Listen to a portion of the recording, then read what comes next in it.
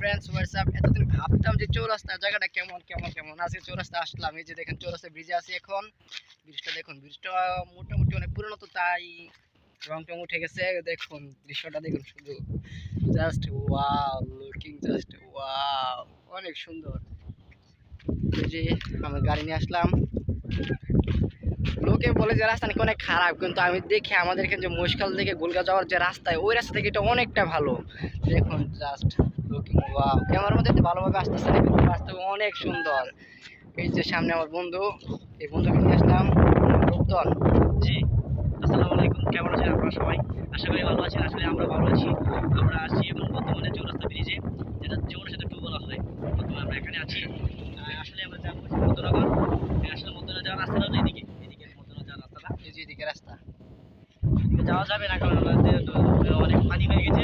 তার কারণে আমরা মধ্যনগর বাজার এখন যেতে পারবো না, বসে আছে। মানে আমাদের নৌকাতে যেতে হবে বা স্পিড বোটে যেতে হবে। যার কারণে আমরা মোটর সাইকেলে যেতে পারবো না, আমরা আর যাবে না এদিকে।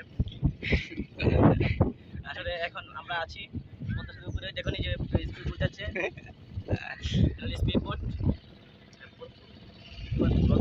সো গাইস আজকে পর্যন্তই, টাটা গুড বাই।